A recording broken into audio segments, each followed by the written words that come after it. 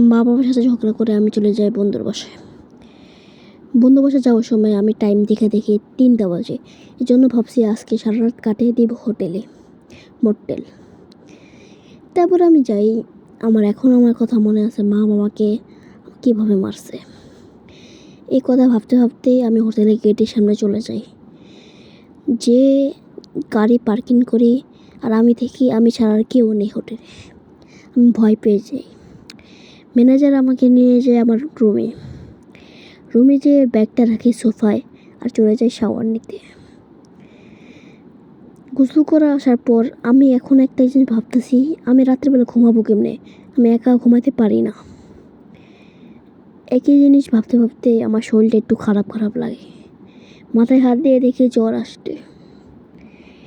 তারপর আমি বিছানায় ভাবছি একটু পর শুয়ে পড়বো। বালিশে শুলাম, চোখটা একটু বন্ধ করি, ঘুম আসে না। হঠাৎ করে চোখ বন্ধ করি, আমার ঘুম এসে পড়ে। আমার এখন একটা কথা মনে আছে, আমি একা ঘুমাতে পারি না, তাও একা হোটেলে ঘুমাইতেছি। তারপর আস্তে ঠান্ডা বাতাস আমার চোখ খুললো আর আমি দেখি ঠান্ডা বাতাস পুরা। আমি শরীর কাঁপাইতে ফুল পুরা কাঁপে গেছে ঠান্ডাতে। আমি বুঝতেছি না কী করব। কম্বল নিছি তাও ঠান্ডা বাড়তেছে। কম্বল নিলেও ঠান্ডা গরম কাজে আসে না। আমি কাঁপতেছি হইলে আর ভয় লাগতেছে। আমি একটা আলো জ্বালাই, না হলে আমার ঘুম আসে না। আমি জানালার দিকে তাকাই দেখি জানালা বন্ধ। আমার অনেক ভয় লাগতেছে, আমি কি করবো এখন? তারপর আমি একটু চোখ খুলি, আবার চোখ খুলে দেখি আমি বাইরে একটা লাইট জ্বালাই রাখছিলাম, ওই লাইট বন্ধ। আমি ভয় লাগতেছে এখন আমার। আমি কি করব? আমি লাইট জ্বালিয়ে রাখছিলাম। তারপর আমি কি করব?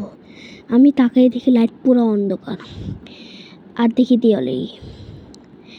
আমি এটা থেকে ভয় পেতেছি। আমি নড়তে পারছি না, কথা বলতে পারছি না। তারপর আমি উপরে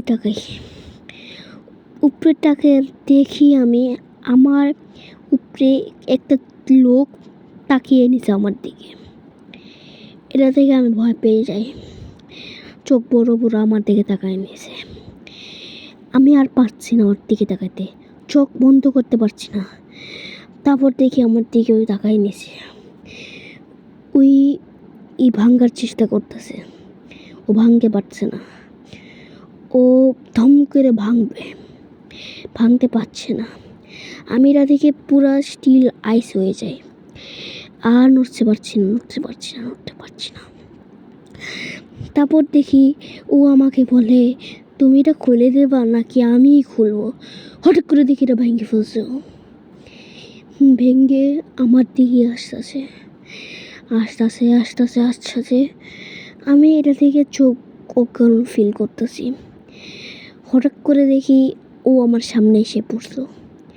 আস্তে আস্তে বাড়াইতেছে। পুরো বাসা কাঁপিয়ে যেতেছে। আমি বুঝতেছি না কী করবো অত রাত্রে। ফোন চার্জ নেই। ওদিকে আস্তে আস্তে মাথা ভয় করতেছে। আমার আরও ভয় পাচ্ছে। চোখ বেঁকা ছিল, আঙ্গুলের নখ ছিল, পুরো টাক্কু ছিল, পুরো নীল, কালো আবার ডটও ছিল মাথায়।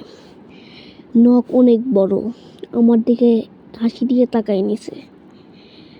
আমি কি করবো এখনো বুঝতেছি না।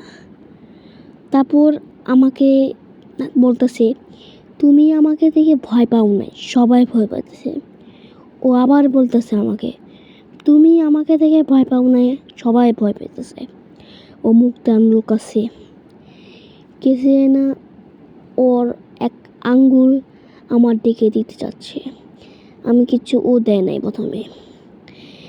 আমার ঘাম ছুটে দিয়েছে, তারপর হাত বাড়িয়েছে আমার দিকে। ও আমাকে ধরার চেষ্টা করতেছে। আমি ভয় পেতেছি আর ভাবতেছি আমি কী করবো। আমি নড়তেও পারতেছি না, করতেও পারছি না, পুরো আটকে গেছি আমি। আমাকে মনে হয় কেউ আটকে রাখছে ধরে, বেল দিয়ে, দড়ি মড়ি দিয়ে। ওর এক আঙ্গুল আমার দিকে আসতেছে কাছে। ও আমার দিকে কীভাবে তাকাই দিচ্ছে, আজকেই মেরে ফেলবে আমাকে। আমার ঘাম সব ঝরে শেষ। ওর এক আঙ্গুল আমার দিকে আসতেছে। ও ও তারপর চোখ বন্ধ করে আমাকে একটা কথা বলবে, তুমি তো ভয় পাইতেছো না, সবাই ভয় পায় আমাকে, তোমাকে আমার অনেক ভাল লাগছে। হ্যাঁ হ্যাঁ হ্যাঁ হ্যাঁ হ্যাঁ হ্যাঁ হ্যাঁ হ্যাঁ। চোখ সাদা করে দিল।